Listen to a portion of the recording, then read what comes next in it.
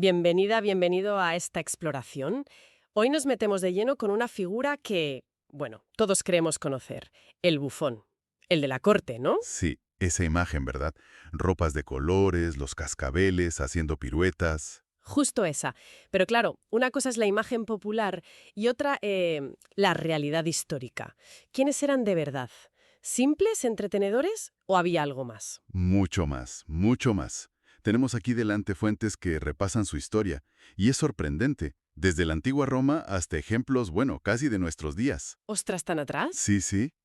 Y lo que queremos hacer hoy es justo eso, desentrañar las múltiples caras de esta figura, ver de dónde vienen, qué papel jugaban realmente en las cortes, que a veces era inesperado. Me interesa eso del papel inesperado y también esa fama que tienen de poder decir verdades incómodas, ¿no? Esa libertad. Exacto, esa es una de las claves, su extraña libertad de expresión. Vamos a analizar eso y cómo su legado, de alguna forma, pues sigue vivo hoy, a veces donde menos te lo esperas. Suena muy bien. Vamos a desmontar mitos, entonces, y a descubrir la inteligencia, la influencia y, a veces, como dices, el peligro que se escondía tras la máscara del bufón. Eso es, prepárense para alguna que otra sorpresa. Genial. Pues venga, vamos a ello. Empecemos por lo básico quizá. El nombre. La palabra bufón la usamos mucho, pero ¿siempre se les llamó así? Pues no exactamente. Fíjate, la palabra inglesa jester, que es como muy icónica, ¿no? Del bufón shakespeariano y tal, en realidad no se usó de forma común hasta el siglo XVI, en la época Tudor. Ah, sí. ¿Y de dónde viene? Viene del francés antiguo, de gestur o gestur, que significaba algo así como narrador o ministril. O sea, que al principio estaba más ligado a contar historias. Podría ser, sí. Antes se usaban otros términos, fool, disour, bufón, de donde viene nuestro bufón, border. Todos eran cómicos, sí, pero igual con distintas especialidades, digamos. Entiendo. Y comentabas antes que esto no era solo cosa de Europa. ¿Qué va? Para nada. En la antigua Roma, por ejemplo, ya existía una figura llamada el balatro. Balatro. No me suena. Era un bufón profesional. Pagado, ¿eh? Por sus chistes. Era habitual en las cenas de los ricos, para amenizar. Qué curioso. ¿Y se sabe de dónde viene esa palabra, balatro? Hay varias teorías, como siempre. Quizás por un bufón concreto que se hizo famoso, un tal Servilius Balatro. O podría venir de Blatea, porque decían que iban cubiertos de barro, aunque suena raro. Sí, un poco. O de Baratrum, porque llevaban sus bromas al mercado. O de Balare, que es balar como una oveja, o sea, hablar tontamente. O incluso de Blatero, que significa algo así como un entrometido, un charlatán. Vaya, cuántas opciones. ¿No está claro entonces? No del todo. Pero lo importante es que la figura existía. Y figuras parecidas las encontramos, pues fíjate, en la China antigua, en Persia, incluso en el Imperio Azteca. Es increíble cómo surgen roles similares en culturas tan distintas. Pero si te parece, centrémonos un poco en Europa, que es quizás donde más información tenemos, sobre todo de las cortes. Sí, claro. Las cortes europeas, y en particular la inglesa, son un buen ejemplo. Muchas cortes tenían lo que a veces se llaman bufones con licencia. Eran profesionales empleados por la corte. Con licencia. O sea, reconocidos oficialmente. Y no solo entretenían dentro de palacio, ¿eh? A menudo viajaban, actuaban en ferias, en mercados. Eran artistas itinerantes también, en parte. ¿Y qué tipo de cosas hacían? Porque uno piensa en chistes, pero mencionabas antes lo de narrador. Su repertorio era súper variado. Hacían de todo. Cantaban, tocaban música, contaban historias, hacían acrobacias, malabares y, por supuesto, chistes. Muchos juegos de palabras, imitaciones de gente conocida. Claro, humor referencial que conectara con la audiencia de la época. Exacto. Y trucos de magia también. Eran, vamos, artistas muy completos. Tenían que dominar muchas disciplinas. Pero lo que me dejó pensando antes fue lo que dijiste de la guerra. Bufones en la guerra. Suena chocante. Pues sí, pero hay fuentes que lo mencionan. A veces se usaban en lo que hoy llamaríamos guerra psicológica. ¿Cómo? Pues mira, describen a bufones cabalgando delante de las tropas, lanzando pullas al enemigo, provocándolos, burlándose de ellos. ¡Qué valientes! ¿O qué inconscientes? Un poco de todo, supongo. También servían como mensajeros, que era un trabajo peligroso. Y claro, para levantar la moral de las propias tropas con canciones, historias, Desde luego, eso rompe totalmente la imagen del simple payaso de palacio. totalmente. Esa dualidad es fascinante. Y hablando de la corte inglesa y escocesa, ahí tenemos ejemplos muy concretos de la importancia que llegaron a tener. Y del riesgo también. Por ejemplo, Pues mira, Jacobo VI de Escocia, que luego fue Jacobo I de Inglaterra, tuvo un bufón muy famoso, Archibald Armstrong. me suena el nombre. Este hombre acumuló un poder y una influencia tremendas. Recibió honores, tierras, era una figura importante en la corte. Pero, Siempre hay un pero. siempre, se pasó de la raya. Se ve que era bastante mordaz y empezó a insultar a gente muy influyente. El caso más sonado fue con el arzobispo Louth, una figura poderosísima. Uf, mal asunto. Malísimo. Y lo expulsaron. Le quitaron sus privilegios. O sea que incluso teniendo esa supuesta licencia para hablar, Tenía límites. Claramente tenía límites. Y cruzarlos te podía costar muy caro. Aunque, fíjate qué curioso, incluso después de caer en desgracia, se seguían vendiendo libritos con sus chistes por Londres. no me digas. Sí, y conservó bastantes propiedades. O sea que no fue una ruina total, lo que te indica lo peculiar de su estatus. No era un noble, pero tampoco un cualquiera. Es verdad. Y había otros famosos, ¿no? Has mencionado a Jacobo I, pero antes, con los Tudor. Claro, Enrique VIII tuvo a Will Somers, que por lo visto era muy querido por el rey, casi un amigo. Su hija, María I, tuvo a Jane Full, una bufona. Ah, también mujeres. Sí, sí, aunque quizá menos documentadas. Luego con Isabel I y Jacobo I, es la época de Shakespeare, claro, y sus obras están llenas de bufones y payasos. Robert Armin, un actor de su compañía, era el experto en esos papeles, y hasta escribió un libro sobre bufones. Y la famosa frase de Shakespeare sobre el bufón Feste en Noche de Reyes. Lo bastante sabio como para hacer el papel de tonto. Exacto. Resume perfectamente esa dualidad de inteligencia y apariencia de locura. Y luego estaba Geoffrey Hudson, el de Carlos I, el enano real. Ese es otro caso fascinante, conocido por su baja estatura, claro. La anécdota más famosa es que una vez lo presentaron en un banquete saliendo de dentro de un pastel gigante. Como una sorpresa. Sí. Pero ojo que Geoffrey Hudson no era solo el enano del pastel. Luchó en el bando realista durante la Guerra Civil Inglesa, estuvo exiliado, tuvo duelos. Una vida de película. Vaya personaje. Y mencionaste antes el privilegio del bufón. Esto es clave, me parece. Explícanos un poco más, ¿qué era exactamente? Pues era, en esencia, eso, un privilegio. Una especie de derecho no escrito, pero reconocido, que tenía el bufón para hablar con una franqueza inusitada. Podía decir cosas, criticar, burlarse incluso del propio rey o la reina, sin sufrir el castigo que le habría caído a cualquier otro cortesano por lo mismo. Una libertad de expresión casi total, entonces. Bueno, casi. Como vimos con Armstrong, había líneas rojas. Pero sí, una libertad muy amplia. Y tenían símbolos que marcaban este estatus especial, esta protección. ¿Cómo cuáles? Pues los más conocidos son el gorro de cascabeles, que era como una parodia de la corona real, y el cetro, llamado marote. A menudo era una vara con una cabeza tallada en la punta, a veces con una vejiga inflada. Eran como un reflejo distorsionado de los símbolos del poder real. O sea, visualmente ya se marcaba esa diferencia, esa función de espejo, a veces deformante. Exactamente. Y esto no era solo simbólico, ¿eh? Tenía implicaciones políticas muy reales. ¿Ah, sí? ¿En qué sentido? Pues, por ejemplo, el bufón podía ser el único capaz de darle al rey malas noticias. Noticias que nadie más se atrevía a comunicar por miedo a la reacción del monarca. Claro, el típico no mates al mensajero. Pues el bufón tenía como una inmunidad especial para eso. Hay un ejemplo clásico, que se cita mucho, del año 1340. La flota francesa había sido aniquilada en la batalla de Sluis por los ingleses. Un desastre total. Y nadie quería contárselo al rey francés, Felipe VI. Nadie. Hasta que su bufón se acercó y le dijo algo así como: «Majestad, qué cobardes son estos marineros ingleses». El rey, extrañado, preguntó por qué. Y el bufón respondió: «Porque no tienen agallas para saltar por la borda como nuestros valientes franceses».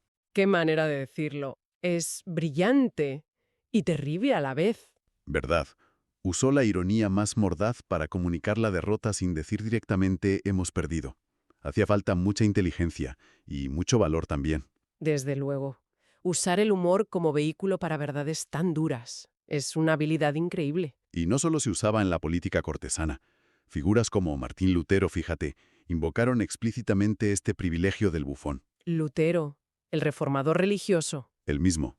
En la introducción a uno de sus escritos más famosos y críticos contra la Iglesia Católica, a la nobleza cristiana de la nación alemana, él mismo se llama bufón de corte.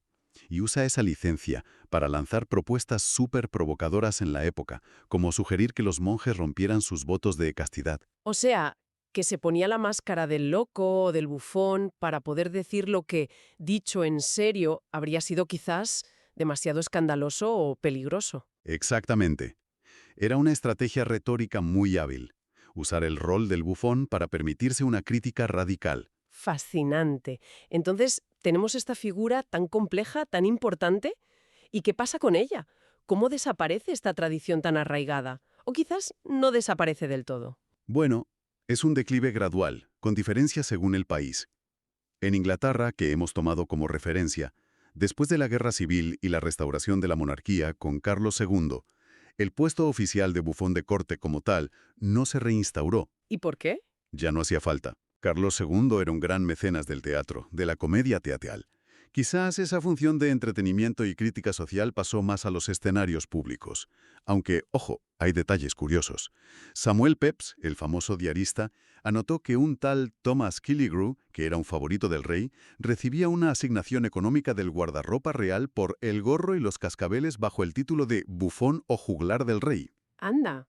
O sea que aunque no fuera oficial, la sombra del bufón seguía ahí. Algo quedaba, sí. Al menos simbólicamente o de forma informal. Pero en general en Inglaterra la figura del bufón de corte se va diluyendo. ¿Y en el resto de Europa pasó algo parecido? En general sí. Durante el siglo XVIII la figura prácticamente desaparece de la mayoría de las cortes. Hubo excepciones, ¿eh?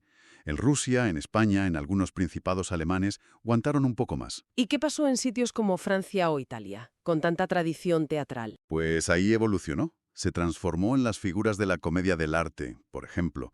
Personajes como Arlequín, Pulcinella, recogen parte de esa herencia del bufón medieval y renacentista. Claro, la máscara, la crítica social a través de arquetipos. Exacto. Y en Gran Bretaña, parte de esa tradición popular derivó en espectáculos como el de marionetas de Punch y Judy, que a veces son bastante incorrectos políticamente, por cierto. Sí, tienen su punto cruel.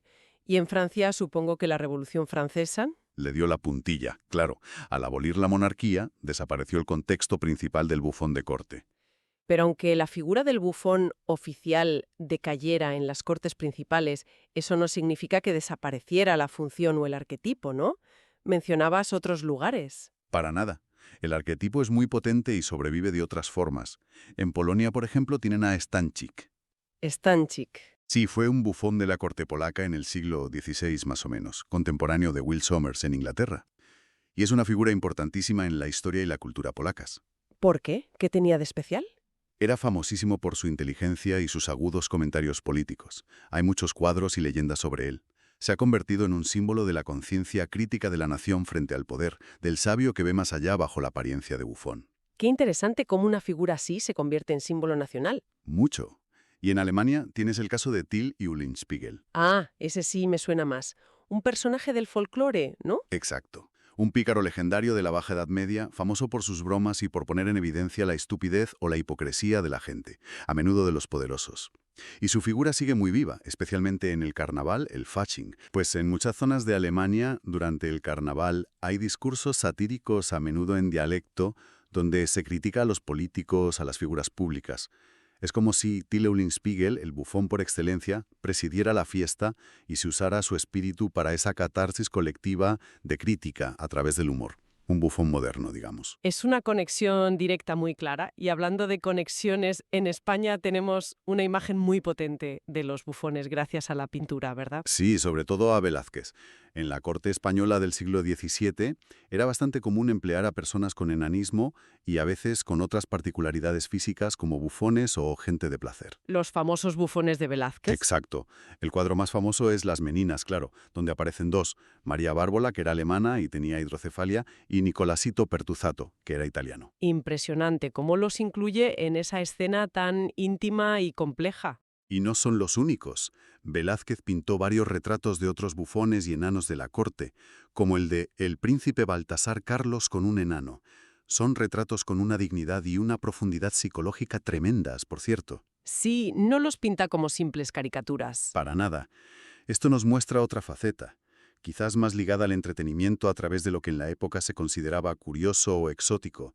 Pero sin duda estas personas también ejercerían otras funciones de compañía, conversación, quizás incluso confidencia dentro de la corte. Por cierto, hasta la corte papal en Roma tuvo bufones hasta que el Papa Pío V los despidió en el siglo XVI. Vaya, hasta en el Vaticano. Definitivamente. Era una figura muy extendida. ¿Y si salimos de Europa, qué encontramos? Mencionaste antes Persia, aztecas. ¿Hay ejemplos más detallados? Sí los hay. En Japón, por ejemplo, entre los siglos XIII y XVIII más o menos, existían los taikomochi. Taikomochi. ¿Qué eran? A veces se les describe como una especie de geishas masculinos, aunque es una simplificación. Eran artistas que servían a los señores feudales, los daimios. ¿Y qué hacían? Pues entretenían con danza, música, narración de historias, lo típico. Pero aquí viene lo interesante. A veces también daban consejos estratégicos a su señor. Y en el siglo XVI, durante el periodo Sengoku, la época de las guerras civiles, incluso hay crónicas que dicen que luchaban junto a su señor en la batalla. Otra vez esa mezcla de entretenimiento, consejo y hasta función militar. Es una constante. Parece que sí. Fíjate, en la película Ran, de Kurosawa, que está ambientada en esa época. Peliculón. Basada en el Rey Lear, ¿no? Exacto. Pues el personaje del bufón, Kiyoami, está directamente inspirado en el bufón del Rey Lear y refleja esa figura histórica del taikomochi, que acompaña al señor caído en desgracia. ¡Qué buena conexión! Y en la India, mencionaste antes. Sí, en la India tenemos una figura muy antigua y muy bien documentada, el Vidushaka. Aparece ya en textos sánscritos clásicos, como el famoso drama Abhijnana Shakuntalam de Kalidasa. ¿Y cómo se le describe? Pues mira, el Kama Sutra, por ejemplo, lo define como un compañero del protagonista, querido y de confianza, hábil en las artes, pero conocido sobre todo por provocar la risa. Y el Natya Shastra, que es un tratado antiquísimo sobre teatro y artes escénicas, También habla de él. sí, y da una descripción muy detallada. Dice que a menudo es enano, jorobado, con dientes grandes, ojos saltones, rasgos físicos exagerados. Pero lo importante es su carácter. Es un confidente inteligente del héroe o del rey. Imita a todo el mundo, usa el ingenio para descubrir secretos y, atención, critica incluso a los reyes a través del humor, pero de forma que no ofende directamente. Es increíble. Es prácticamente la misma descripción funcional que hemos visto en Europa. El confidente, el crítico camuflado, el que usa el humor. Exacto. Culturas separadas por miles de kilómetros y siglos, y desarrollan figuras con roles sociales y dramáticos muy similares. Refleja quizá una necesidad universal en las estructuras de poder. ¿Una necesidad de qué? ¿De tener a alguien que diga la verdad? O al menos una versión de la verdad. Una válvula de escape para la tensión, un espacio para la crítica velada. Alguien que pueda decir lo indecible bajo la protección de la risa o la supuesta locura. Por cierto, un dato etimológico curioso sobre la palabra inglesa fool, que significa tanto tonto como bufón. A ver, Viene del latín folis. ¿Y sabes qué significa folis? ni idea. Bolsa de viento o fuelle. No me digas. Como los fuelles para avivar el fuego. Esos mismos. Quizás por la idea de estar llenos de aire, de hablar mucho, o por la naturaleza inflada de sus bromas. ¿Quién sabe?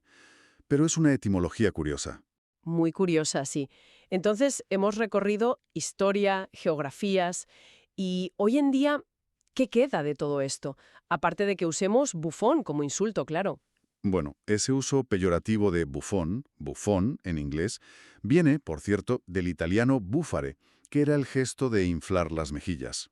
Para hacer ruidos graciosos. Eso parece. Si golpeaban las mejillas inflados para hacer un sonido cómico, de ahí vendría bufone y luego nuestro bufón. Pero más allá del insulto, sí que quedan ecos modernos. ¿Dónde los ves tú?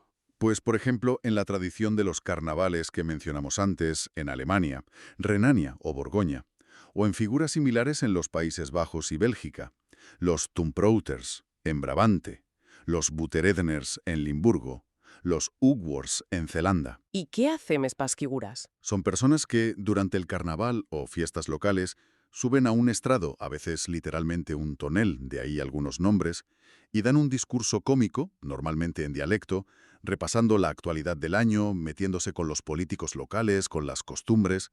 Es pura sátira social y política heredera de esa función del bufón. Es verdad, esa figura del pregonero satírico de las Y fiestas. nombramientos oficiales, eso ya sí que no existe, ¿no? Pues, sorpresa.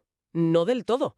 Ha habido intentos recientes, algunos más serios que otros. ¿De verdad? ¿Cómo cuáles? Pues mira, en 2015, la ciudad de Conwy, en Gales, nombró a un bufón residente oficial, un tal Russell Airwood, que usa el nombre artístico de Erwidle Fall. ¿Y eso es normal allí? ¿Qué va? Por lo visto, el puesto llevaba vacante oficialmente desde el año 1295, más de 700 años. Increíble. ¿Y hay más casos? Sí, English Heritage, la organización que gestiona el patrimonio histórico inglés, nombró en 2004 a Nigel Rodder, Kester de Jester, como bufón de Estado de Inglaterra. Fue el primero desde un tal Muckle John, bufón de Carlos I, más de 350 años antes. O sea que hay un interés en recuperar la figura, aunque sea simbólicamente. Parece que sí. Aunque este nombramiento tuvo polémica porque el Gremio Nacional de Bufones, sí, existe, dijo que English Heritage no tenía autoridad para nombrar a un bufón de Estado. Luego lo sucedió otro, Pete Cooper, Peter King the Fool. Y fuera del Reino Unido. Hubo un caso muy sonado en Tonga. En 1999, el rey de Tonga nombró a un estadounidense, J.D. Bogdanov, como bufón de corte oficial. Un estadounidense bufón de corte en Tonga. Sí. Lo que pasa es que luego este hombre se vio envuelto en un escándalo financiero bastante gordo, y la cosa acabó mal. Pero el nombramiento existió. Son gestos que muestran que la idea, la figura, sigue teniendo cierto atractivo o resonancia. Desde luego. Y esa resonancia se ve clarísima en la ficción y en el simbolismo, ¿no? Es imposible no pensar en Shakespeare otra vez. Imposible. El bufón del rey Lear es el ejemplo perfecto. Es la conciencia del rey, la voz de la razón y la honestidad brutal, precisamente porque su licencia de bufón le permite decir lo que nadie más se atreve a decirle a Lear sobre su locura. Es esa ironía, ¿no? Que el personaje supuestamente más bajo o tonto de la corte es el único que ve y dice la verdad. Exacto. Shakespeare eleva esa figura constantemente. Piensa en Feste en Noche de Reyes, con esa frase que citamos antes, lo bastante sabio como para hacer el papel de tonto. Muestra que la inteligencia y la verdad pueden esconderse donde menos se espera. Además, estos personajes de bufones listos, a menudo de origen humilde, que superaban en ingenio a los nobles, eran muy populares entre el público del Globe Theatre. Y hasta entre la realeza, ¿no? Sí, se dice que la propia reina Isabel era muy fan de actores como Richard Talton, que era famoso por sus papeles cómicos y de bufón. Le gustaba ese ingenio rápido y mordaz. Y luego está la conexión con el tarot, la carta del loco. Efectivamente, The Fool, una de las cartas más importantes y enigmáticas de los arcanos mayores. A menudo se le representa como una figura vestida con ropas llamativas, a veces similares a las de un bufón, caminando despreocupadamente hacia el borde de un precipicio. ¿Qué simboliza? Pues muchas cosas.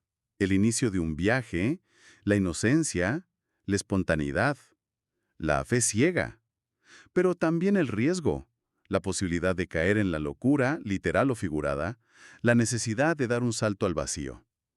Es un arquetipo potentísimo que conecta con esa idea del bufón como alguien que está en los márgenes, que opera con otras reglas. Uf, cuántas capas tiene esta figura.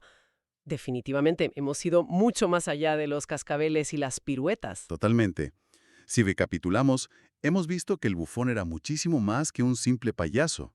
Era narrador, músico, acróbata. Pero también crítico social, consejero político encubierto, a veces casi un filósofo con licencia para decir verdades. E incluso, en algunos casos, hasta soldado o consejero estratégico.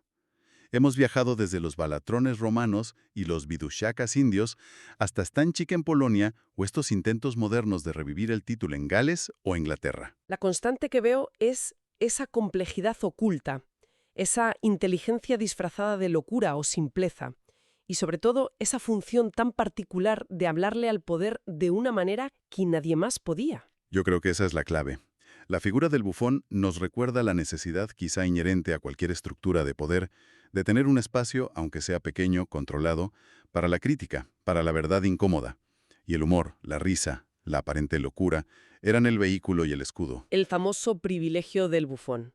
Era una institución social y política muy, muy particular. Única, diría yo. Una válvula de escape necesaria, quizás. Y todo esto que hemos hablado, esta exploración de la figura del bufón y su privilegio, nos deja con una pregunta interesante para reflexionar, ¿no crees? A ver, dispara. Hemos visto esa capacidad casi única del bufón histórico para criticar libremente a los poderosos, usando el humor, amparándose en su rol. Sí, esa libertad condicionada pero real. Entonces, si pensamos en nuestra sociedad actual, que es tan compleja, tan mediática, ¿dónde encontramos hoy ecos de esa función? Buena pregunta. Los humoristas, los satíricos, los caricaturistas son la respuesta obvia, claro. Sí, son los herederos más directos. Pero, ¿y más allá de ellos? ¿Existen quizás otras figuras, otros roles? Quizás en ámbitos que no asociamos directamente con el humor o la crítica, que hoy en día gocen de una libertad similar. Personas o quizás espacios donde se pueda señalar, no sé, las locuras, los errores, las contradicciones del poder, sin sufrir las consecuencias habituales, aunque no lleven gorro y cascabeles. Exacto. ¿Quiénes son los bufones modernos, en ese sentido amplio? ¿Existen realmente? ¿O hemos perdido esa función? Es una buena pregunta para que cada quien le dé vueltas. ¿Dónde está hoy ese privilegio del bufón, si es que sigue existiendo?